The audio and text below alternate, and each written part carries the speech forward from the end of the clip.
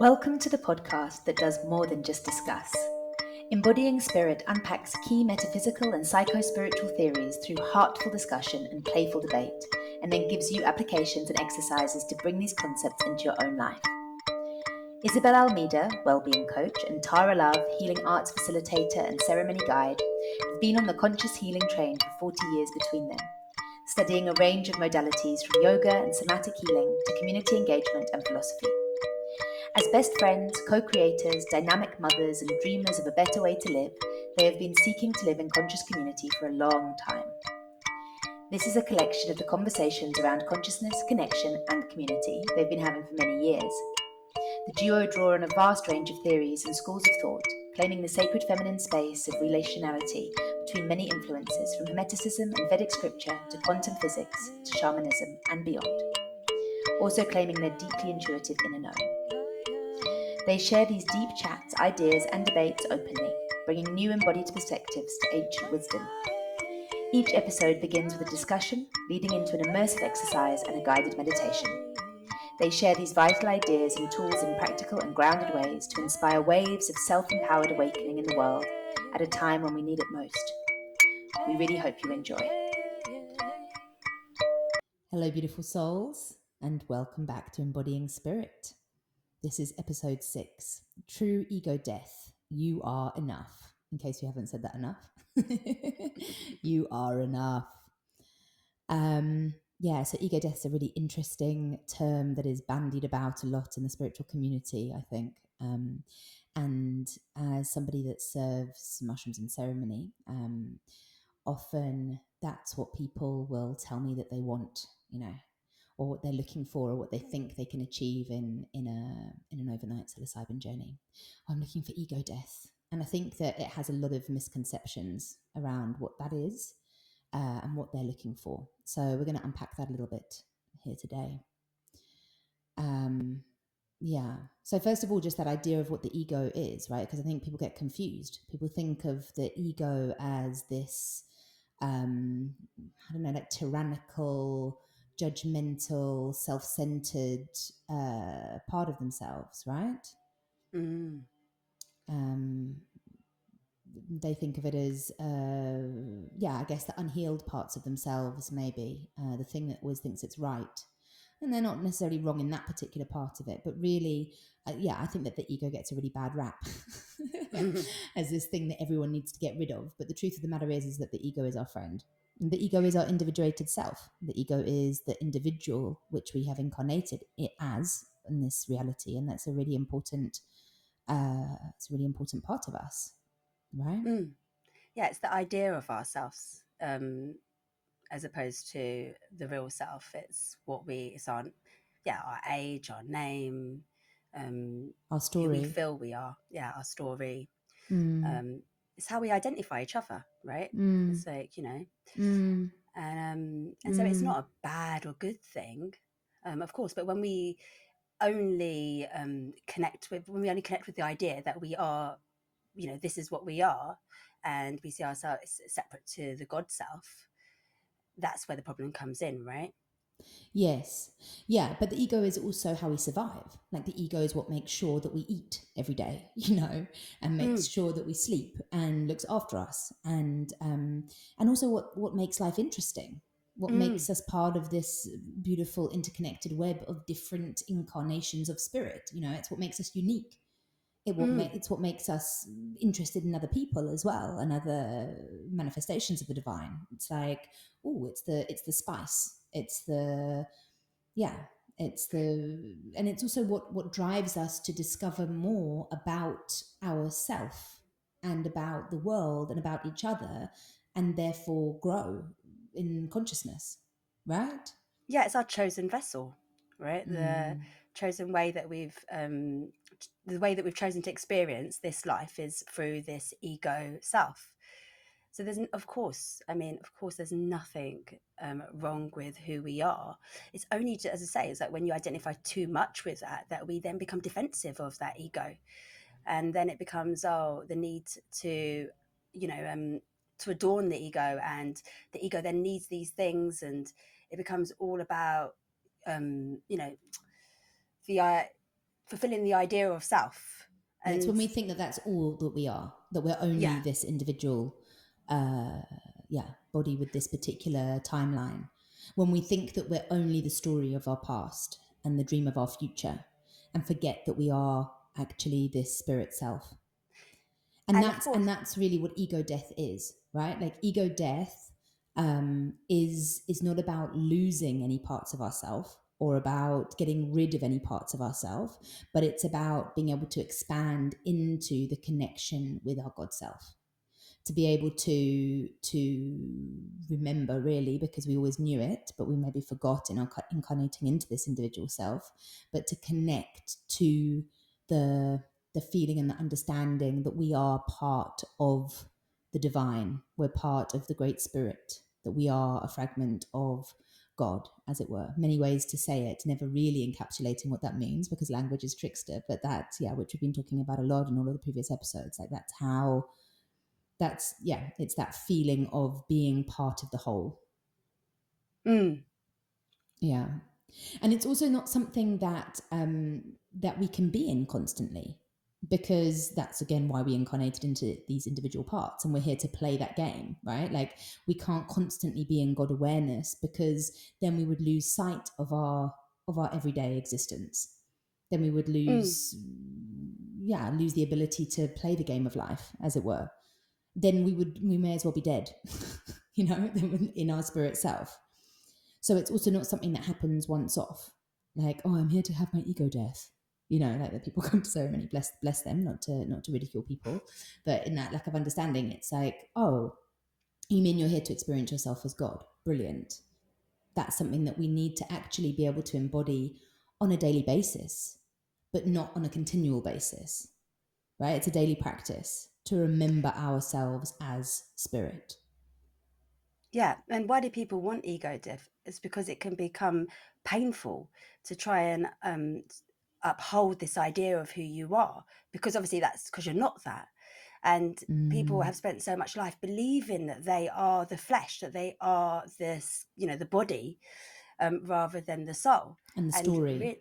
And the story. And really, when we marry the two together and we understand that we are God awareness experiencing the ego, then we actually experience ourselves from a more loving perspective, right? Because then we understand that, nothing's going wrong here, that we're both, that we are the God and that we are the individual, right? That there's that also, that it's bigger than the individual story, that it's bigger than the individual experience, that it's all part of this interconnected matrix. I like the idea also of it's kind of like the yin and the yang experience of the universe, right? That in we're in our yang experience of the universe, when we're in our individual experience of what's going on, when we're in the individual story of our individuated selves, and that we have to learn also to surrender to the yin, the more feminine experience of the universe, the matrix, matter, mother, the feminine, the being part of the whole. And I really like the image that we, funnily enough, when we were discussing this episode, we both simultaneously came up with of it being almost like our ego is almost like a skin, or when we don't realize that we are part of the whole, we think of ourselves as this body, and there's this skin, this human form. But it's like in having little ego deaths, in understanding that we are connected to the whole, that we are part of the whole, it's like we loosen that skin. It's like we become a bit more detached from the idea of that just being all that we are, and we realize it's more like a suit that we're wearing, becomes something that we can take on and off almost. And that becomes more comfortable. Yeah. We kind of loosen that ownership to self, to ego. Yeah. And what's beautiful, I think, also is that when we do that, when we do that for ourselves, then comes the understanding that we're all God awareness, that we're all spirit, that each of us is this individuated part of spirit. that we're all part of this interconnected web. Sorry. And, you know, and that's the interesting thing. Like from ego, we want to be right? We have this idea of, oh, we're trying hard. Whereas from the God perspective, we can relax, right? So our whole experience is one of it being as is, rather than a need to change something. And, you know, that's why there's so much more expansion from that God perspective. It's like it's a classic kind of thing, but like seeing it from above, right? So once you drop into that interconnected understanding of everyone being these little parts of the whole, and you can sit from above, then you can see that we're all playing our part in creating this beautiful interconnected web. And that you're not like on your own on this quest, like trying to fight off the dragons and winning the battle, you know, and that there's this, like I must do it all alone. But it's like, as you know, as we've talked about many times, but everything is interconnected. Everything is congruent as well. Everything's affecting everything else. And there's just multiple perspectives. It's a bit like, I really love the cellular perspective. Like we're all cells in the body, you know, and the body is the universe, and each of us is a cell, and each of us is doing our part and playing our part, and and everything affects everything else. And from the God perspective as well, everything is a reflection. Everything is there for us to, you know, we're always learning through other as well. Whereas from the ego perspective, you know, we can see it as, oh, you know, we're more in a survival idea as well. That's where it can go, as you say, it helps us survive, but it can also keep us in that sort of fight flight kind of idea of self, where we need to protect something. Because we see as separate. We see each other as separate rather than connected. For example, I am inextricably linked to the garbage truck outside of my house, which I think we can hear quite clearly now on the recording.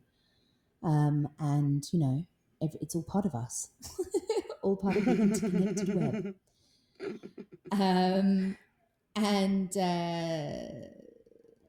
It's a really powerful tool to be able to come back to the separation of ego, to be able to come back to that understanding that we are all connected and that we're all individual parts of the whole in relationship. For example, like once we can see from above and see that we're all interconnected, instead of defending one side, we start to see all sides as valid as well, right? We can stop seeing like, oh, but in order for me to be right, you have to be wrong. This has to be one way or another, you know, like in order for this to work, that has to not work, you know, like that everything is part of this beautiful cosmic dance, and that everything is working in relationship. It's an interrelated universe rather than a aggressive sort of warring universe, which is also something that we've been fed as an idea, like the survivalist kind of like there not being enough, right? In order for me to have, I have to take from you, this kind of the selfish gene idea of like warring parts and survival of the fittest, all of this, which just isn't true. It's like everything is totally interconnected, and I say isn't true, isn't our understanding, the understanding that we believe is ultimately helpful as well, and that scientists have also shown as well, as we've also talked about previously. But like a great, I wanted to talk about an example, like how in relationship it can be such a useful tool as well, in terms of once we see everything is interconnected and everything for us, because it is about this cooperative view of all being parts of the same consciousness, the ultimate consciousness, the God consciousness, then it can really help us to find peace in conflict as well, right? Like I was going to use the example of a relationship that I came out of or recently when we were planning this podcast, but now it's a while ago, which you know, if I had wanted to play into the kind of separate ego-based idea of things, I could have been angry with this person that I was in relationship with, because you know, I could have seen them as being non-committal. They wanted to have a polyamorous relationship. They didn't want to commit to me. They didn't want to commit to being just in relationship with me, or to giving a certain amount of time and energy towards me, you know. And I could have either been angry with them and seen them as also avoidant, or I could also have turned that on myself and seen that as like, oh, obviously then I'm just not good enough, and not lovable enough. And you know, I could have really allowed that to trigger my pain body in terms of who I am and how I'm seen by the outside other world, right? Yeah, essentially playing into that classic I am not enough. But in seeing it as interconnected, then everything becomes a gift, everything becomes a learning. And I can really see how we were brought together to teach each other things. Yeah. So for me, it was about like learning my self-worth. Like, okay, this person's been brought to me to show me that I need to be able to ask for what I desire, right? Not to have any judgment on polyamory, like, because I don't, but I just knew, and I knew from the beginning that it wasn't my desire, that I desire to be in a monogamous relationship and make that work before I open myself to the complexities of polyamory. You know, that's just something I know. But I initially allowed myself I lied to myself about that, right? Because I was being insecure about it. Like, oh no, maybe this can work. Because I was also coming from this space of lack, of like, oh, because maybe there's not enough people out there, and there's not somebody who's going to love me, and maybe this is the person that has to love me, but I'm going to have to compromise. Like, no. So I really saw it eventually. Oh, I'm being taught to understand that I am enough and that I deserve to ask for what I desire. And that's what I needed to do. And I was very proud of myself that actually it didn't take, this was a short relationship. It was like 6 weeks or something. And I'm really proud of that it took me only 6 weeks to figure that out and to come round to being able to say, I actually need, I don't even want to say more, but something else, something that you're not able to give me. And I deserve that because it's what I desire. And it was a really good lesson for me. Yeah, and it's interesting as well, because in in relationships like that, we see it as the other person, not loving us enough, or they're showing us something, rather than that idea first is born within us as well. So like underneath, who was it that didn't value themselves enough to own their desire for having a relationship? Like who brought those ideas to that relationship? Was it them or was it you? And it's like, of course, as we unpack that, we realize that, well, that's in you, that I'm not worthy of that relationship was deep within your subconscious, and it comes out in them. And actually, once we can see from that God perspective, we don't just sit on one side, right? Like we see like, oh, we're all just reflecting back, the inner lack. And actually, had you been in your power, in your in your self-knowing, then you wouldn't have attracted somebody who would have been incoherent with you in that way. You would have attracted somebody who would have reflected back that you deserve that as well. So we're really waking up to the fact that, we're still playing at these smaller ideas and these painful stories of our past, really. Like, and that's what we do, but then we can go back and unpack that. Yeah. And also just to clarify that, like, that's the beauty and the mystery of the interconnected web of life is also that, like, I will have brought beautiful lessons to him as well. And obviously we can't begin to assume what they were, but for whatever, it could have been anything, but it could also, for example, could have been about intimacy and, that reflection of his difficulty with intimacy, because in wanting that, that monogamous relationship, I was also looking for something more intense, something more connected, something more dedicated, which obviously he was not desiring. So like I say, I can't tell you exactly what it was, but for example, it might have been that. you know, his inability to have a deeply intimate relationship. And that's something that I was brought to him to learn, right? So it's like it becomes, and it's just so beautiful to be able to start seeing the world from this way of this dance, of this cosmic dance of interconnected fragments of divinity, you know, rather than me on the battlefield trying to win my peace. And that's what this kind of continual touching, like the touchstone of ego disillusionment can give us, right? And that we're here remembering, coming back into that oneness as well. That's the journey here as well. You know, so of course it can be painful in the forgetting as well, and you know, yeah, deeply painful. Yeah. But that's the beauty, is once we remember and then we come back into the ego idea from there, we come back in with an expanded love and awareness, because we understand, oh, it's a chosen, we've come, you know, here and we've chosen this, and you know, we're perfectly placed in this body and in this experience. And actually, like, going back to your relationship, of course, what we understand, even if we don't know why or what he received from that, but we understand that actually, in the same way that you have your trauma and therefore distortion, and what, you know, therefore you're putting out a signal that's creating this, he's doing the same as well.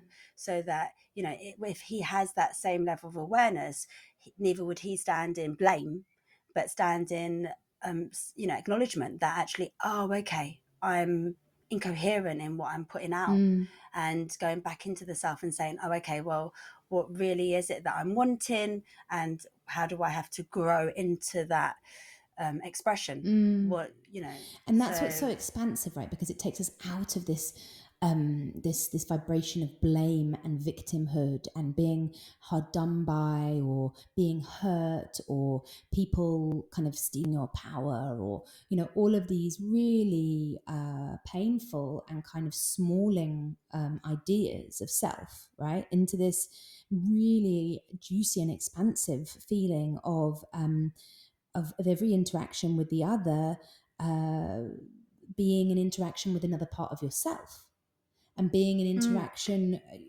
which allows for a greater understanding of yourself, because we are just these divine mirrors, which we talked about, I think, in the last episode. But you know that everything is just a reflection of the condition of your own heart, like we talked about last time. But every we're all fragments of the God self, and therefore all just divine mirrors of each other as well.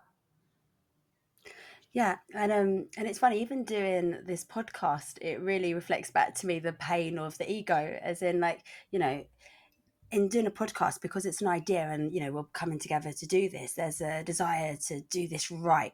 And because of that, that means there's these moments of being like almost blocked by that, because instead of being relaxed and just, you know, here present and allowing that source energy to flow through, it's like I can feel myself actually become blocked and like, oh, what am I thinking? And, you know, and it's like, that is the pain of the ego that is reflected back to us, whether it be in relationship or in work or in anything, where we're trying so hard, and it's like, trying so hard to be right, to be good, and then you're just forgetting that you're the divine. To be good, to be right, to be enough, right? Like this desires of enoughness, you know. And then we even, you know, I think like, oh, maybe I can be enough if I go and have this and do that and acquire this, and, you know, and it becomes like this idea, but that's never fulfilled, because really we're always enough, and we just came into this life in enough. We are an energy, we come in as an energy, fully perfect. You know, we never look at the child, the baby, and say, oh, that's an imperfect baby. We say, what a joy, this baby's come in. And like, we look to observe this baby blossom into a child, an adult. Yet with ourselves, we're like, when will I be enough? Oh, maybe I need to go and get this degree, or go and get this job, or go and get this house, and then we present these ideas to people like, am I enough now? And, you know, and then when we die with exactly what we came into, you know, never having, the energy was always the same. So it's like, that's really what, you know. And as I say, I mean, I'm saying this, but I'm noting like those moments where we're just lost in the ego, it's, you know, it's very difficult to even if we can have the idea that, no, I am part of this, you know, grand spirit, I am, you know, part of God, we don't actually feel it. You know, we have to really have that experience to be able to relax into that experience, right? It's not just about having the idea of it. And that's a practice. Yeah. I mean, I know for me, that's why I'm like, daily practices of meditation and all of these like daily practices and peak experiences, like you know, high dose psychedelic experiences, but daily practices of meditation, both are so important. I think daily practices more so, I would say, but it's also good to have those kind of extreme experiences that allow you to really go, oh yeah, I see, even though you can never fully see, because that is the universal paradox, right? Because to actually understand that you are God, spirit, incarnate, you have to completely dissolve all sense of individual self, and then you would disappear. We came into this body. That's kind of like the sacred contract we made in incarnating, was to release the understanding that we are spirit. You know, that was the deal we made, the deal with the devil, like the game we decided we would play, right? That we will trade off like our knowing of being spirit in order to incarnate into this material plane, into this individual space, so that we can play, so that we can get to know ourselves more as consciousness, but within this individuated state. And so that's also the thing. We never think we're enough, because we'll never feel the fullness of our full enoughness, of our wholeness. We're never going to know our full wholeness whilst we're in this individuated state. And that's why there's a constant sense of separation, because we are separated from our wholeness. However, what we can do in this lifetime is come into the awareness that everybody is us and we are everybody, and find our wholeness in that way. So if we stop seeing others as separate competition, right, like separate competition, and we see others as the reflection of us, and then we from that perspective become the one love and the compassion, and that, so even when that person is therefore being, you know, I don't know, being less than kind, right? However that looks, maybe they're hurt and they're hurting us, instead of us then like rejecting and like, you know, becoming anti them, and like removing our love, right? We can say, oh, actually, you know, I love you, and within ourselves, okay? This isn't about staying in toxic relationships, right? But it's about saying, oh, I love you, and I understand that you're in pain, and I understand that you know, I also that's also a reflection of me, and actually in that space of when I'm in pain, I too desire that love, because really that's where the painfulness comes from, right? Not being enough love. So when we can see that and experience that, then we can start to really move into the experience of enoughness and love. But of course, that's never going to be found in the ego. That's only going to be found in embracing it all, and all, you know, all ideas of self, because we're never going to be, if we're waiting to love ourselves whole, when we're going to be, you know, really kind and loving and you know, on point and always perfect, or whatever that looks like, then, you know, there'll never be full love. We'll never know that. That's the truth, because actually to love ourselves is to love ourselves, warts and all, sad, bad, like, you know, all these kind of like, you know, distortions, to love the distortion of ourself as well. And that's actually how we heal the distortion, is by holding it. You know, it's like if a child was having a tantrum, by pushing that child away and saying, oh no, I don't love you because you're having a tantrum, doesn't heal. They're not going to heal under that. They're just going to feel more distant, more alone, and more feral. Whereas if you in that moment bring them closer and hold them and hug them and say, you know, it's okay, I love you, and that child can relax and they can find their oneness again, you know, find that inner peace, you know, that actually does always exist within us. There is a place within us, and that's why harp on about meditation. But that's why meditation is so important, because it allows for us in that moment to stop trying to fulfill something, or, you know, and just to be, just to give ourselves a break. And then from there, we come back into the awareness, and it's just a little bit more expanded. We just have more space. We're not now these, like rats running around and just trying to now we're like the observer, as we always speak of. I know we've spoken about it so much, but really it's like, can we speak about it enough, though, really, to be honest, like, because it's I mean, it's to love the individual ego, perfectly imperfect, imperfectly perfect, as we all are, and each and every single ego that we have reflected back to us within its perfect imperfection, and love it all. And I think like you talked about meditation. As it goes, you talk about meditation and I'll talk about plant work. That's how, as our sort of primary modalities, of course, that's how it's going to work. And I was just thinking about it. So to say, to go back to the beginning of the podcast, like people coming to journey and wanting to have these ego death experiences, it not to say that can't happen in a way. It's just often not how they expect it to happen. And often actually what happens more than ego death and total disillusionment and kind of connection to the Godhead, which can happen, can also lead to a hugely inflated ego after journey if you have that experience, because people get confused and think that then they are God rather than everyone is God. So more often than not, what the intelligence of the plants will do is give you a deep awareness of your ego. So it allows you to see what the ego is distorting for you.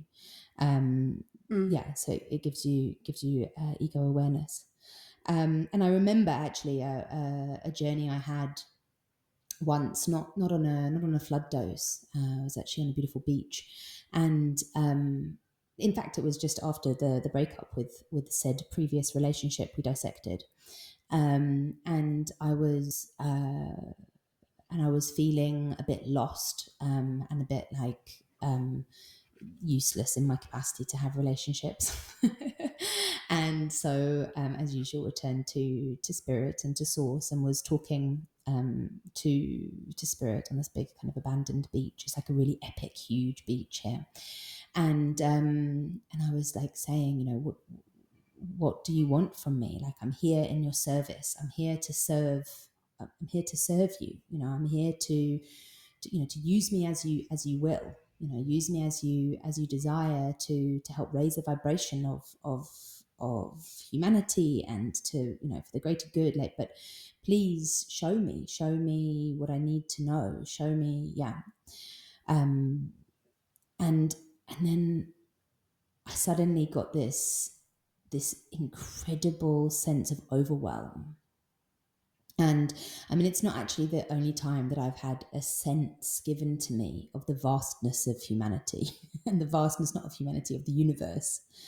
And it was so huge and so overwhelming and so intense. And I could feel, Spirit was like, you don't want to see it all. You can't actually know it all. You can't really know the wholeness because it would blow your tiny little mind, And I think that that's also just the truth that we have to know, is that true ego disillusionment, complete kind of knowing of the wholeness just isn't possible within this brain. And we can have glimpses of it, and we can receive interpretations of it, and we can receive, sort of senses of it through meditation and through journey work and all kinds of journey work, psychedelic and drumming, and all kinds of ways of setting our ego down a little bit. But actually, to really know that full wholeness, we have to be dead. And therefore, we will always have that slight sense of separation and not enoughness. And it's also something that's part of the acceptance. It's like we're always going to feel not enough because we're not completely whole, but that doesn't mean that we're broken or that there's something wrong with us. We are, that's the paradox. We are enough in our feeling of not enoughness, right? Yeah. And it doesn't mean that we're not love, because that's the thing. The thing is actually we can have full experiences of love here and now, because that's something that we can give ourselves. We can love ourselves whole. We may not be able to be the fullness of God here. Of course not. I mean, that's not what we're doing here. You know, of course, obviously everything is, and that's beyond our imagination. I mean, that's not the point. But the point is we can love from where we are, and once again, that's the practice, isn't it? And being able to love everything that we're experiencing as a gift, rather than as it needing to be something other. And it's funny because you talk about shroom experiences, and I remember the experience that I had, and it started off and there was this like beautiful golden picture, and it was just like so abundant, and there I am thinking, like, just in awe of this picture, but also there's like this sense of not wanting it to leave, right? Like, it's such a gift. And then this picture changes, and I can just remember the feeling of fear that was there, so prevalent. It was like fear. It wasn't even that there was anything that was that scary, right? Let me be honest. It was just that I could feel that there was this. It was just a distorted reality, and it was really bleak. That's how I experienced it. And of course, at that point, I'm looking at this as in like, why has this been shown to me? So, you know, the first time I'm like, oh, I want, like, you know, and this is a desire, right? Like the thing design here is like, oh, why has this been shown? And then it ended with like, there's these embryos all incubated. So it was like, oh, a birthing. Anyway, when I came out of it and sort of unpacked it all, and it kind of makes sense to me that, of course, it was almost like this is what is available. There's this, like, you know, pure divine love, kind of like this golden light that's available within us, within me. Let me not make it about anybody else, because it's my experience, right? And that this fear was the distortion within me. So when I started to look at it, rather than, oh, this was happening to me, and me wanting a different experience, right? Actually seeing it as, oh, this is what the shrooms are showing me. They're showing me that actually there's this fear that's living within me. And actually, as I unpacked that further, I was like, of course, that makes so much sense. That is the lesson I need. That actually, that there's fear that I need to unpack, and that makes a lot of sense to me. That would have been held in my system, in my memory, you know, because of what I grew up in and all the rest of it. And so it was a great gift. Like, that's how it ended up. I was like, oh, you know, thank you for that gift. And obviously I can really work directly with that now, and actually say, when I'm in an interaction or, you know, doing something, I can be like, oh, look, Isabel, like just now with the podcast, when I was in the middle of it, I'm like, oh, look, there's the fear, Isabel. Okay, relax. And then I can actively relax, okay, and create more space and connect more with, you know, source energy, and realize that, oh, okay, there's nothing wrong going on here. And I can find myself again, and find the real self, the self that has a capital S, not the smaller self that, you know, we're always trying to uphold.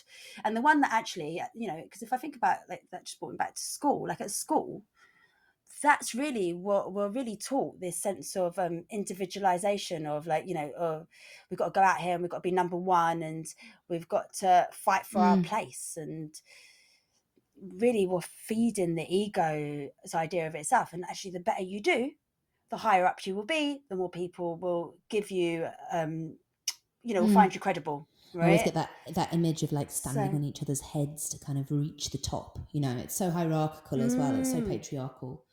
It's like, yeah, and it's just so missing as well, because it's only through collaboration and coming together and acceptance of everybody being an equally sacred part of the whole that we can really also come into a deeper knowing of self and wholeness, right?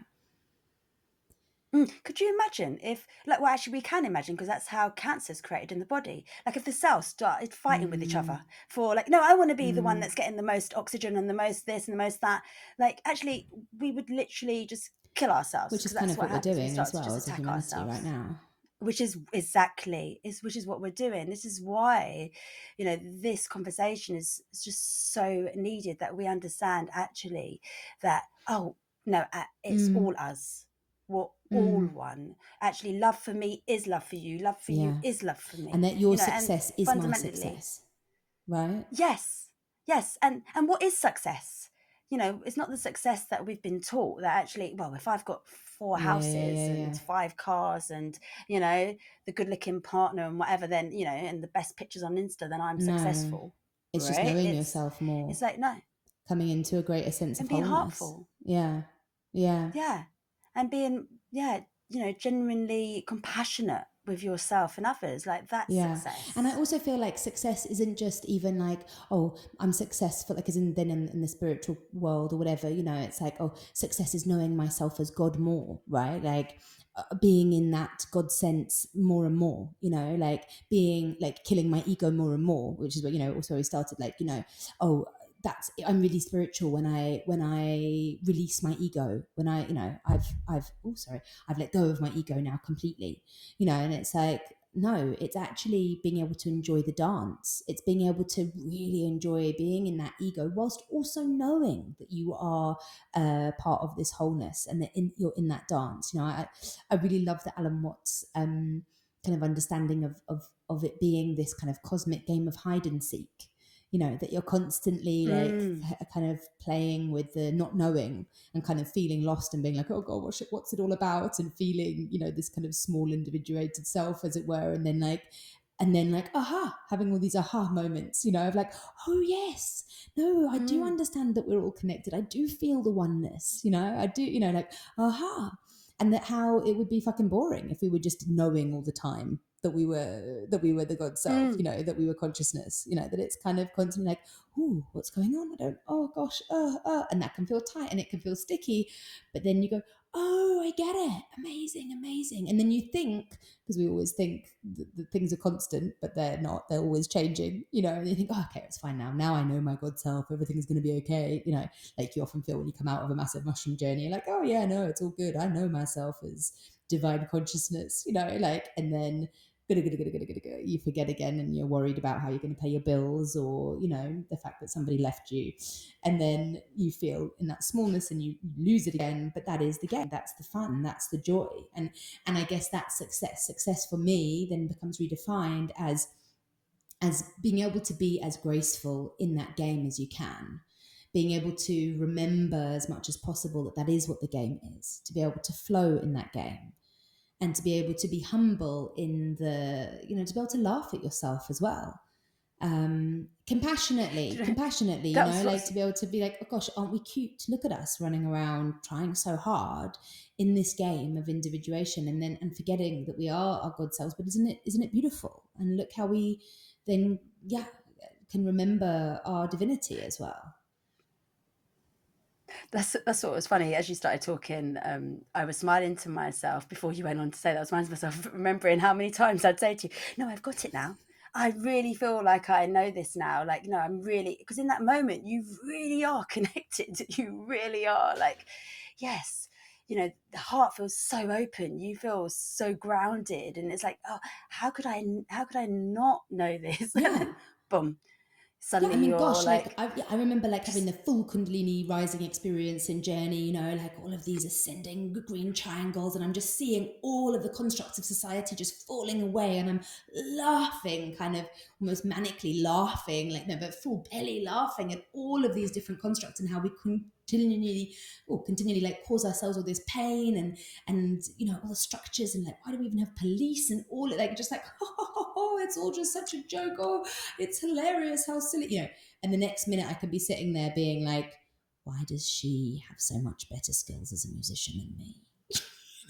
Like, I mean, and that greed-eyed monster is still very real. Like, let's not get it twisted, because I think we also need to be honest in the spiritual world as well. Do you know what I mean? Like, just because I have the capacity to have like a deep feeling, like somatic experience in my body of being a godhead, at the same time, I can be deeply primal in my feelings of competition.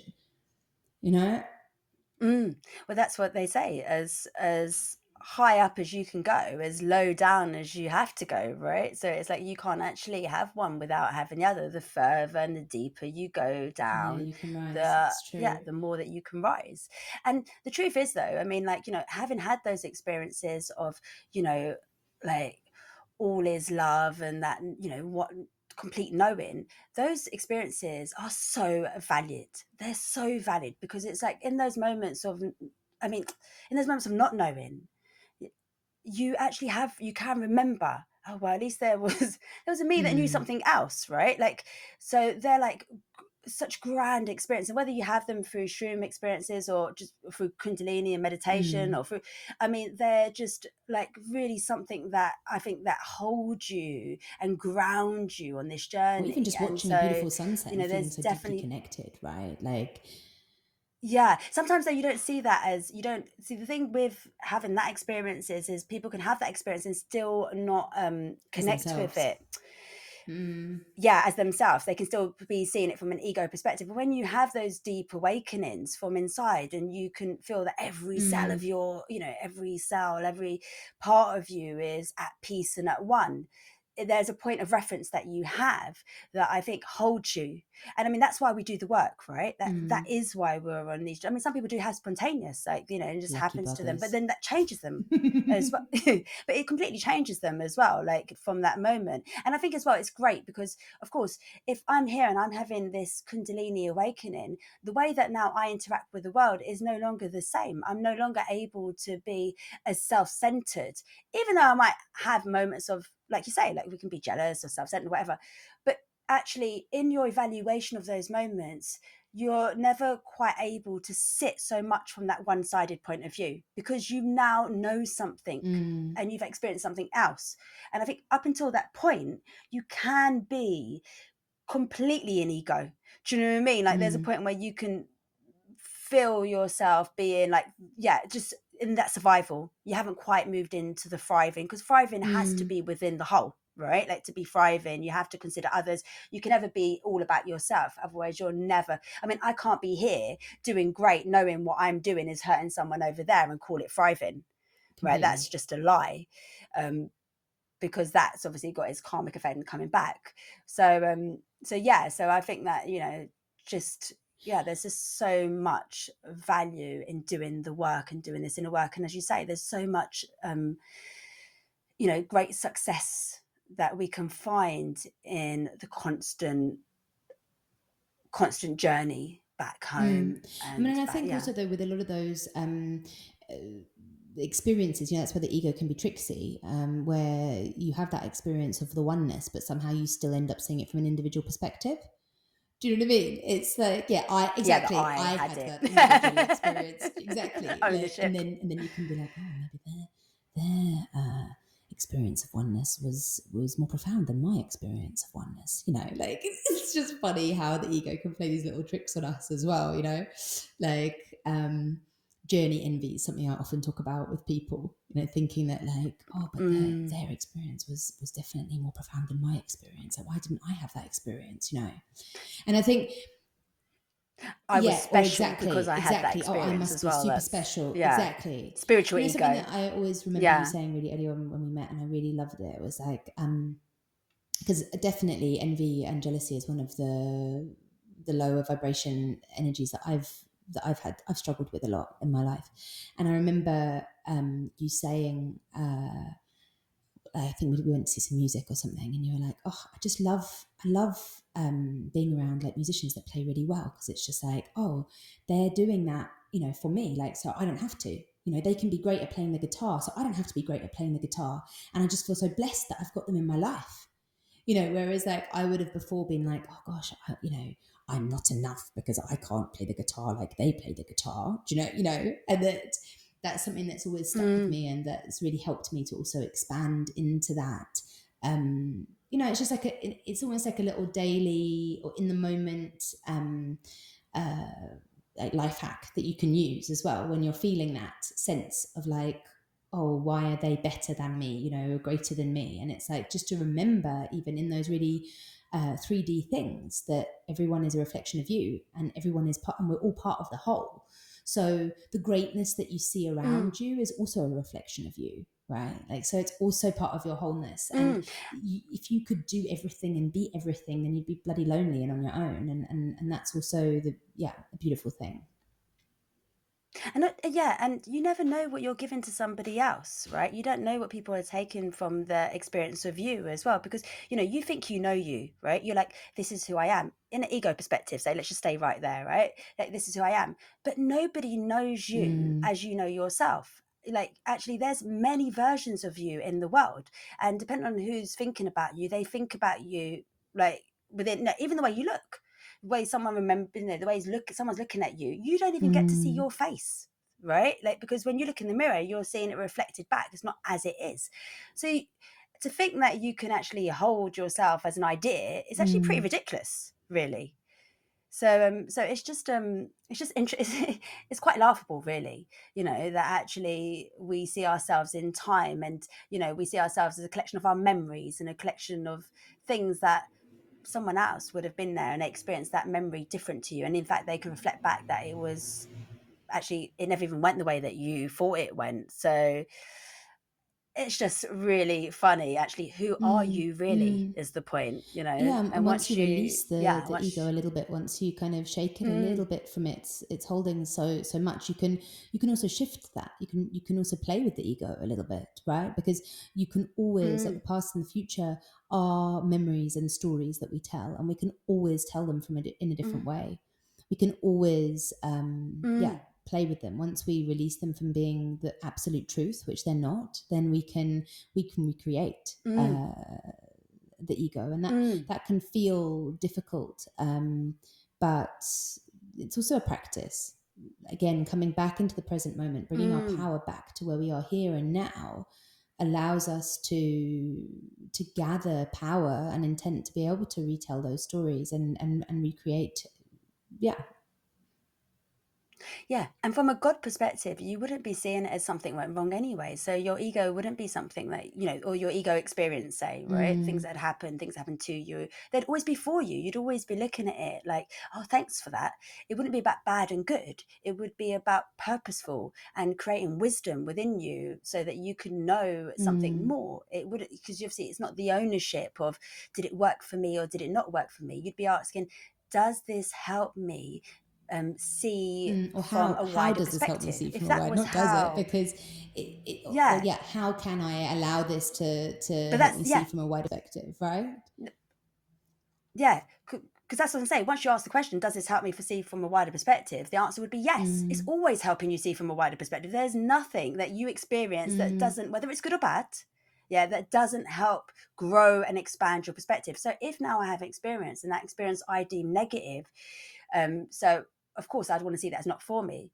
But what is that experience allowing me? It's allowing me to understand somebody else. So for instance, if you're talking about jealousy, so if I have the experience of jealousy, right, and I know what it is now to experience jealousy, well, actually now I can understand when someone else feels jealous, what they're feeling and why they feel that way. But if I've never had that experience, then I could just remain in judgment of that person, potentially, right? And be like, oh, look at them. And obviously that's actually the same vibration. It's just like the vibration of, I'm not enough, they're not enough, whatever, but it's not bringing us into the vibration of compassion. So really, if we frame everything as, does it help me grow in compassion?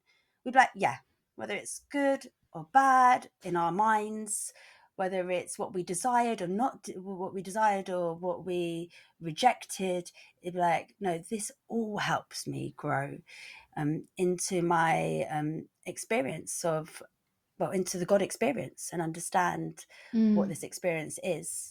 It's all just about That we're having. experience. It's just about collecting experience. Yeah. That's why we've come, like, for experience. I don't know why we think we've come to adorn ourselves and, do you know what I mean, to be the best. Yeah, and the mastery of being able to well, I mean, to surrender to that as well, right? The mastery is being able to surrender to the knowing that it's just about experience, and that my experience can't be better or worse than your experience, and it can't be more or greater than it is already as well.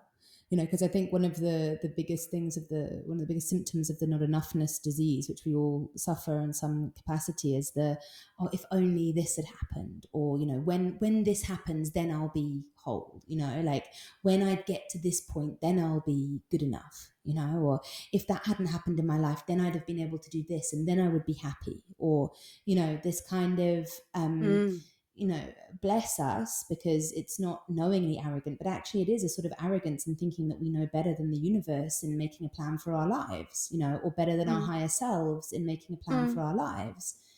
And it's easy enough to do, because once again, that's what we've been trained to believe from our schooling, that we have to have like a conscious plan of action, and and we're encouraged also incredibly young to make a plan.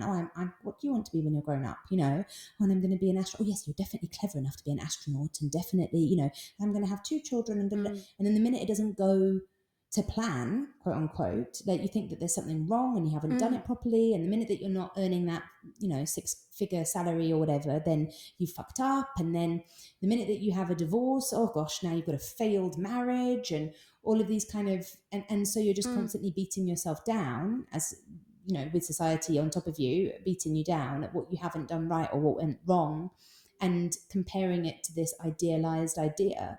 And that whole not enoughness disease just grows and grows and grows, rather than just being able to breathe into this peace, and knowing that we are all fragments of the wholeness, and in this dance. Yeah. Yeah,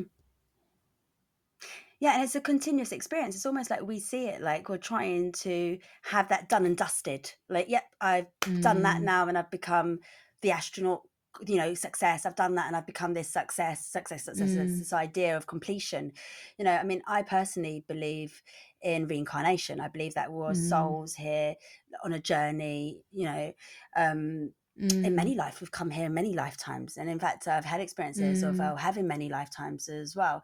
And so it's like this would just be another lifetime. So actually, however far I go on the journey of knowing myself as the God perspective on this journey, been able to embrace my individual self and God self, is as however far I come. It's not a good or bad. It's not we don't just, this doesn't end here. There's not a completion. It's It's just journey. A journey of exactly. greater and greater love. Which means remembering our moving wholeness, into greater really, love. right? It's an endless or an ongoing unfolding of coming into an awareness of our wholeness, of our God self. Yeah. And you can't get it wrong. That's the funny thing, is like you can't get this wrong. There's not a point where you're cut off and you're like, no, that's it. You failed. No, you're always succeeding on this journey. Even when you're in the dark, you're still succeeding, because there is no you. You've come for this experience, the experience of the knowing and not knowing, the experience of coming together. That is the experience. There is no other experience to tick off. And like we said before, that's the success. And, right? and it's funny because because you can still be the fucking astronaut with the 5K, 5-figure salary or whatever, and the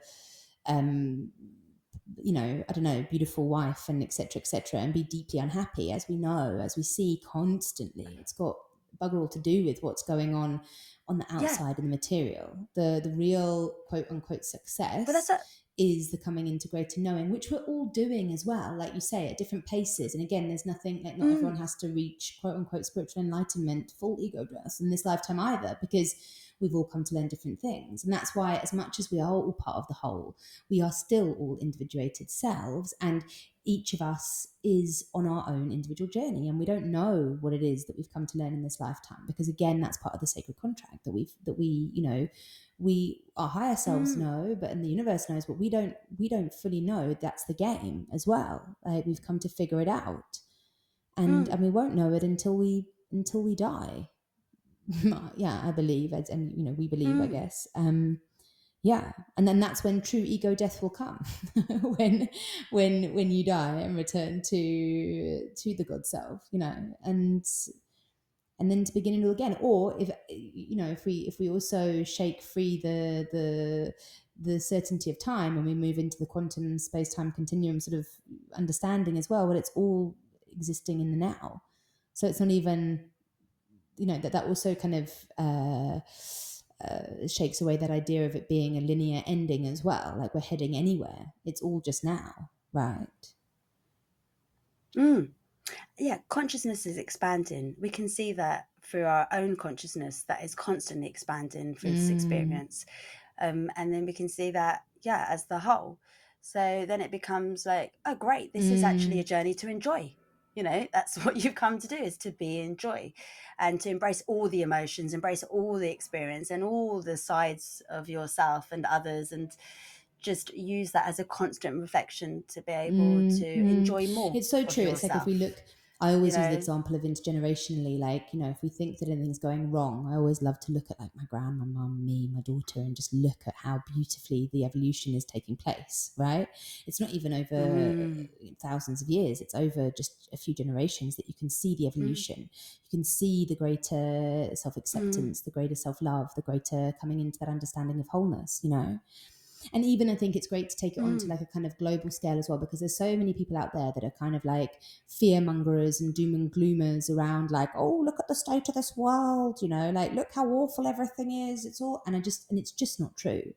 Like that's also something that the mass media that is there to help us consume more and more, because we're in a state of fear and nihilism, and therefore why not buy more shit, is there to create more fear, more separation. But the truth is when we look at the figures, the facts and figures, like we are there is actually less starvation, there is less suffering, there is less infant mortality. We are growing in consciousness and in love, awareness, and in connection. Also we are becoming more connected, and of course with that comes issues. And then if you look at like these kind of disasters and things that we can consider to be like awful things, like there's always a growth in consciousness out of them. I mean, I know it was a very long time ago now, but World War II, I know it's used a lot as an example, but for example, you might think, oh God, awful, how awful. Yes, awful. And yet out of that comes the EU and a much deeper connection and understanding between European countries that will lead to a huge amount of cohesion. And I know that there are elements of that now are being threatened, but that's also going to be for another reason. It's the same with COVID. Everyone's like, it's so awful, but like look at the expansion that came out of that. Like huge amounts of revelations were brought forth through that event. Again, not to say, oh, it's great that people died, don't get me wrong, that's not the point. But what it showed us is how important connection was, and how much pain and suffering can be brought about by isolation. Like what a massive understanding, and how that our health is not just to do with the viruses and the germs in our bodies, but actually to do with how, a much more holistic understanding of health. Like look at all the mental health issues that have come out of COVID. Well, that's helping us to understand that we are complex beings, that we're not just our body, that we're so much more than that, right? And I remember, like, obviously with the COVID, it was on the media, they televised that people were so discompassionate. They were like really greedy and going out and buying all the toilet paper. Well, this was in England, right? There was this whole thing going on. But actually people were really compassionate. They were going out and they were actually going out and making sure that they could get for their neighbours. And it reminds me, there was a film by Tom Shadyac called I Am, where he actually goes out into the world and says, I'm going to go out to the world to find out what's wrong with the world, right? Because this idea that something's wrong with us. And he goes round and he does all these interviews, and he comes back and he says, actually, what I found was that people were really compassionate, that people were really caring. So this, and of course, just look at yourself. You don't have to go far away. Look inside yourself and say, actually, who are you at your core, at your essence? And if you can't see that straight away, say, who am I when I'm relaxed? Because when you're When I'm not in relaxed, fear, that's who you are. It's only when you're not in a state of fear that, it's only when you're in a state of fear that you can become like self-centered and selfish, because then of course there's a need for survival and there's tension. But from a place of relax, of course we want everybody to, we care about everybody. That's just because we've got the space to do that as well. Yeah, and that's even what in our so, quote unquote ego spaces, just to give the ego another little push, like not to take away the hating on the egos. Like even those egos are generally very loving people that want to share love, right?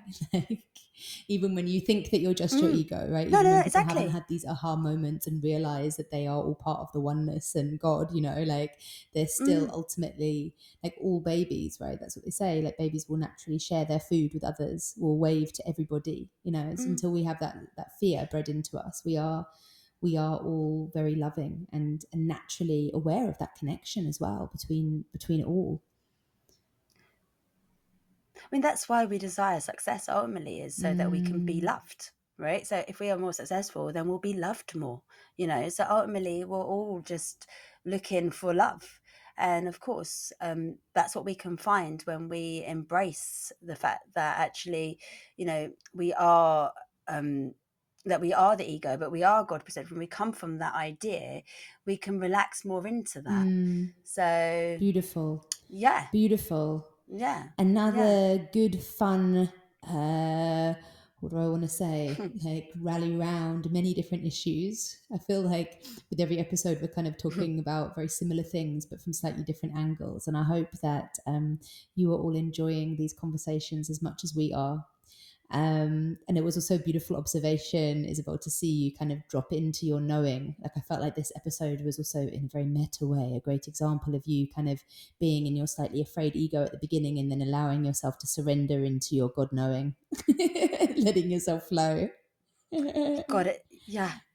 Yeah, I mean, it's such a pleasure to be here, although it's like so uncomfortable. I mean, I'm so not used to being like in this situation, but like it's just great. It's just great to be able to keep it real as well. And I mean, this is what, like, these subjects are deeply important to me. Like this is what I think about. This is what my work is. This is helping people move into greater love, and to be having this conversation is what I want to be doing, and to be putting That's this why I've conversation bullied you out into there. making a So podcast. it's just as so well, funny isn't it? to be like, yeah, and that's the thing. It's just so funny to like see like, who is this little girl that's like, I don't know anything. And there's moments, and I'm like, oh, Isabel, like that is what we're doing when we're getting stuck in ego, right? Just becoming into fear. So it's like, no. That's so purposeful. It's so purposeful to see yourself, and hopefully for others to be able to see themselves as well. Like, you know, when we get caught up in this, you know, not enoughness, it just hurts us. And the aim is always just to relax and just to embrace that little girl or that little boy, and allow them to blossom. And it's okay. It's okay. And to know that all of those feelings that you're having are the same feelings that everyone around you is having as well. Like that's also it. Like there's nothing that you're experiencing that is outside of the collective experience as well. Like we really do hurt ourselves by telling ourselves we're this isolated little thing. Yeah. So I hope you can go out into the world, everybody, feeling a little bit more connected into the wholeness, knowing that you are part of this beautiful interconnected web of divine magic. And please, as usual, stay tuned for the exercise and meditation, which will hopefully help you drop even deeper into that knowing. Lots and lots of love. Stay light. Mwah. Lots and lots of love. Mwah.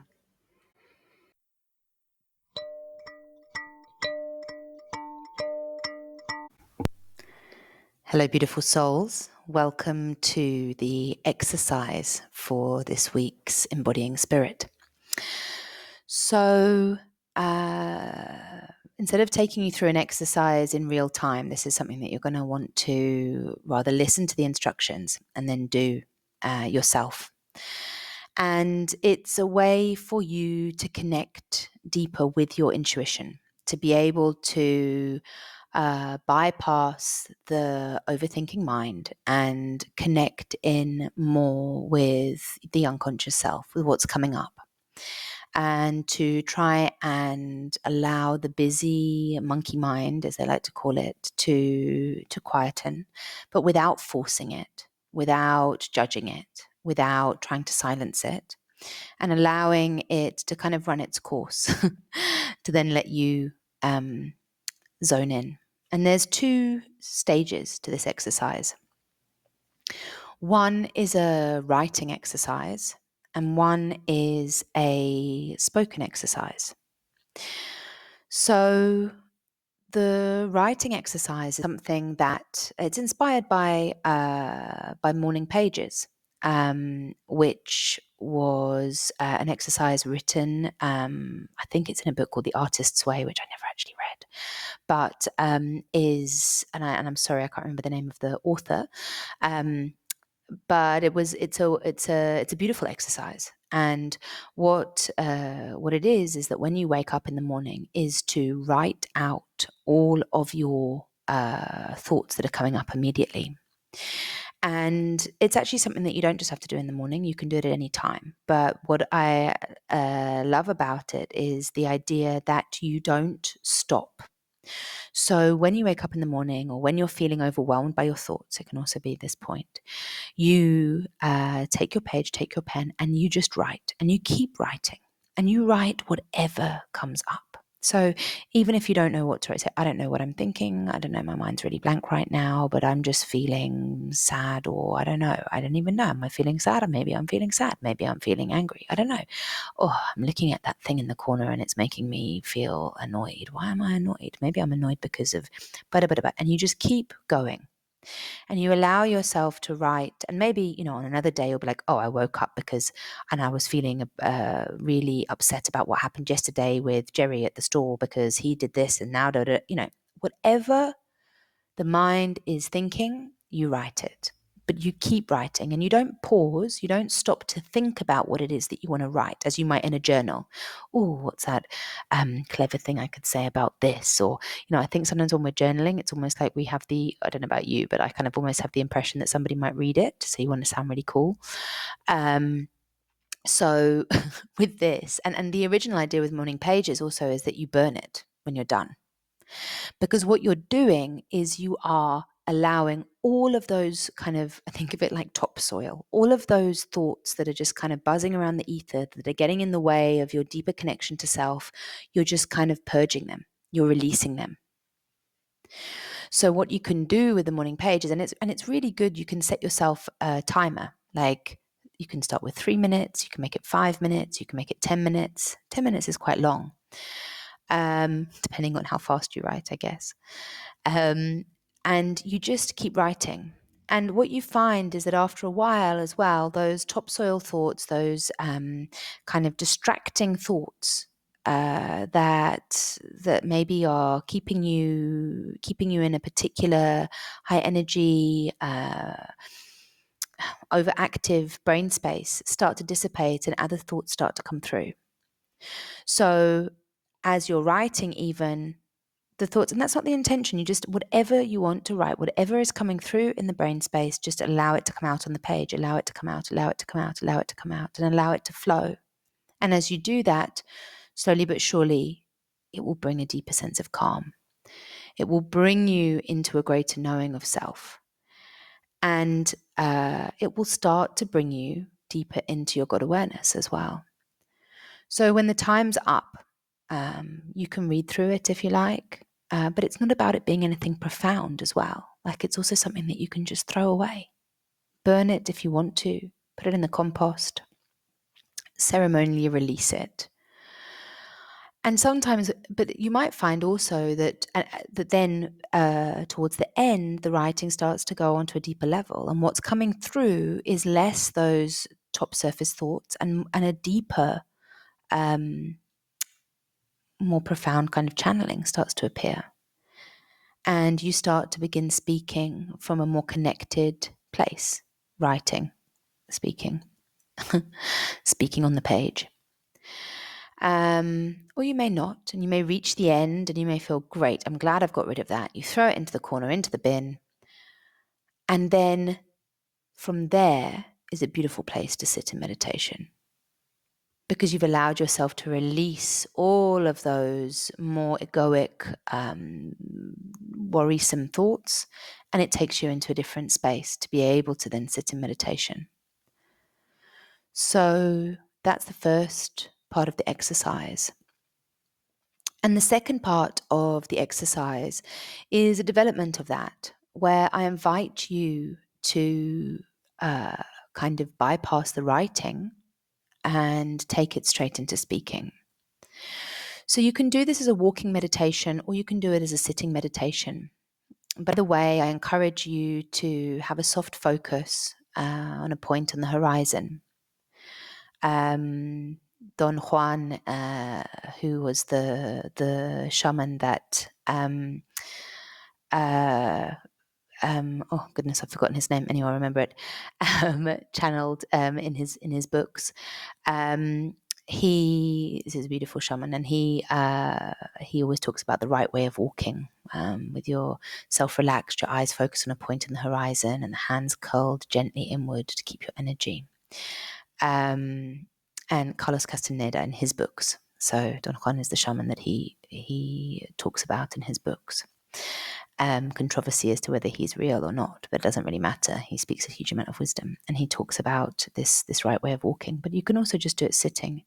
And as you are walking with your eyes on the horizon, with no intention of getting anywhere as well, with a soft focus, to just allow yourself to speak that train of thought, to allow the words to just come out again without any stopping or processing time. Just allow yourself to speak whatever comes into your mind, whatever, and it can repeat. It can repeat, oh, I don't really know what I want to say. I feel kind of tired today. Oh, my shoulders are sore. Wow, what am I going to have for dinner? I don't know. God, how boring am I thinking about what I want to have for dinner?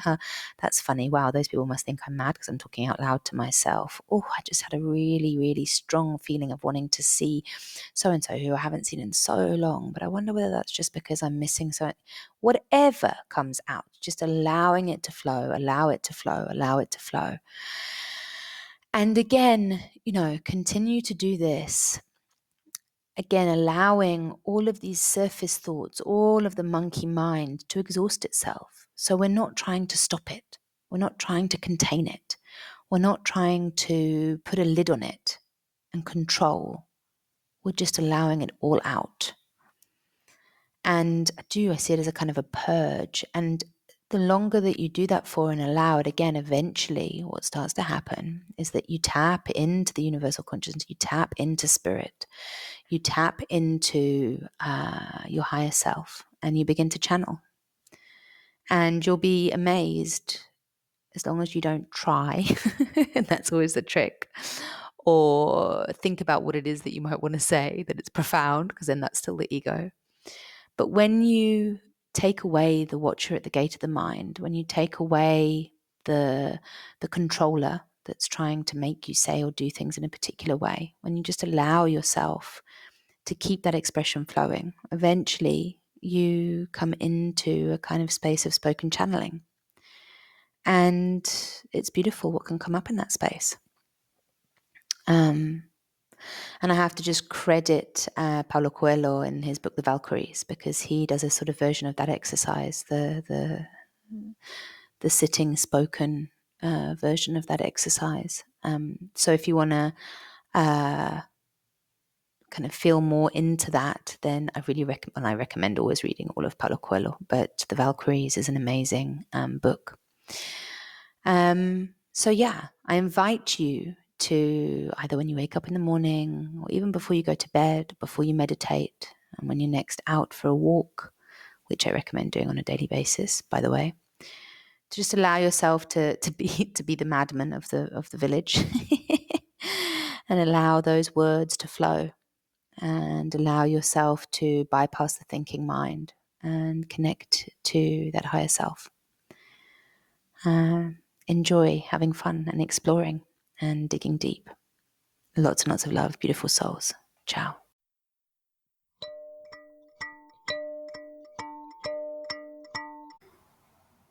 Hi, gorgeous ones. Today's meditation is where we allow ourselves to go into the void and connect with our higher selves, to become completely still and at peace with ourselves, like a mini retreat.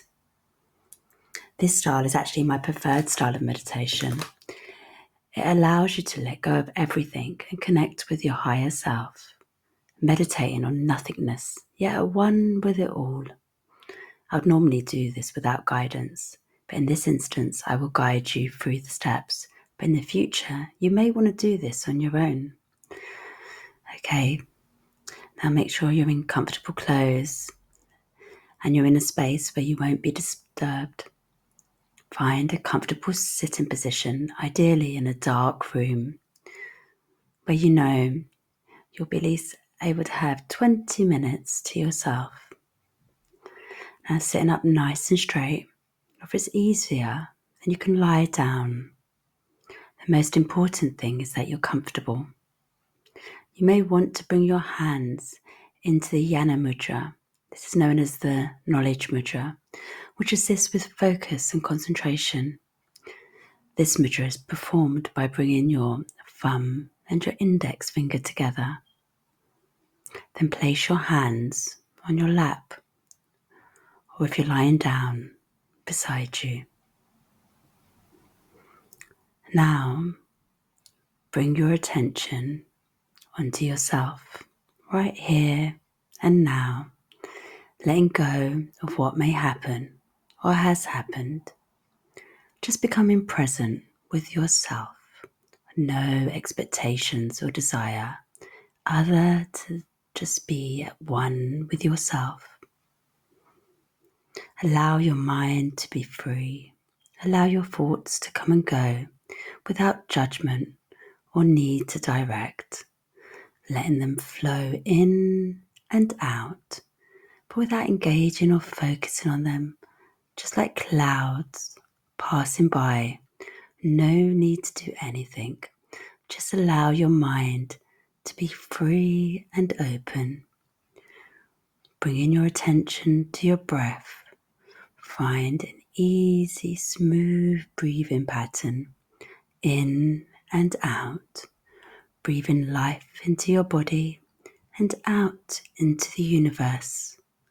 When you find a smooth pattern that feels comfortable for you, that's when you'll really start to relax. Be still with yourself. Just like you do at night time. Nice and easy. Breathing effortlessly. Remember, there's no right or wrong. Just what feels comfortable to you. Now, if you haven't already, close your eyes and bring your gaze up to the third eye, between your eyebrows.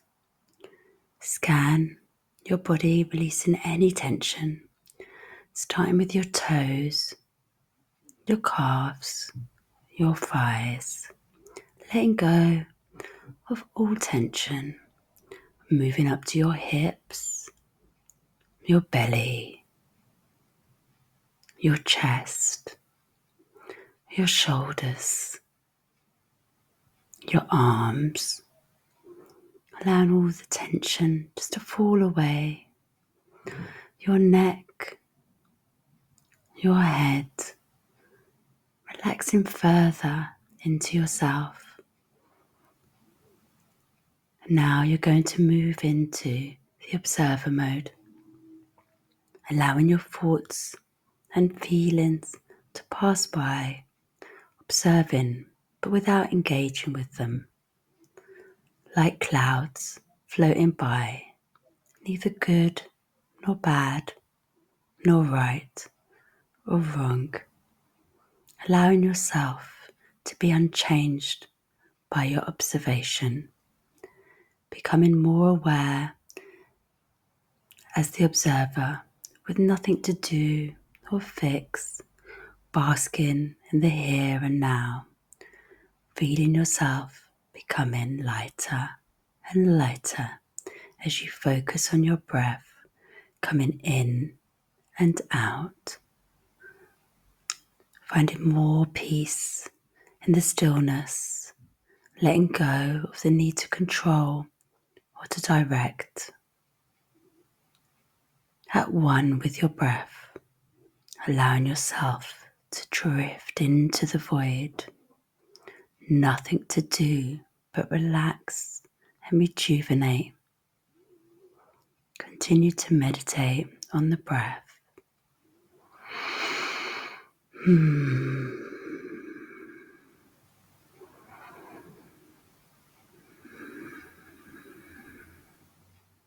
You may even see colours or a bright light, whatever is meant for you. There is nothing to do. Simply move into the stillness, allowing yourself to merge with your surroundings and embracing the silence that is you.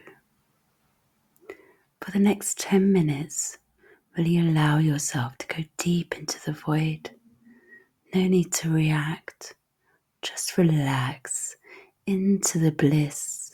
And when the time comes, you will hear a chime bringing you back. And until then, just breathe and allow. Breathe, breathe.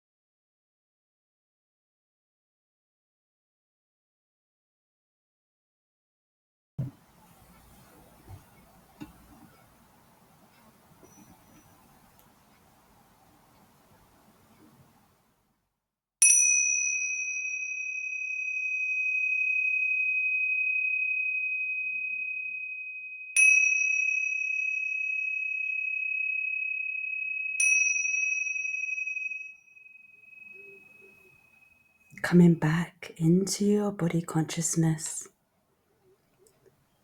Slowly moving your toes, moving your fingers, bringing your hands together, rub them slightly, creating warmth. Place them on your eyes, rub your face, and open your eyes slowly, coming back into full awareness. I hope that felt good for you and that you were able to release into the void and find that connection with your higher self. No worries if it felt a bit uncomfortable or uneasy. Remember, meditation is a skill and one that we must repeat daily, ideally. So please feel free to come back here as many times as you need to. Sending you all endless love. And may the peace continue with you throughout your day. Thank you for trusting me. Love to you all.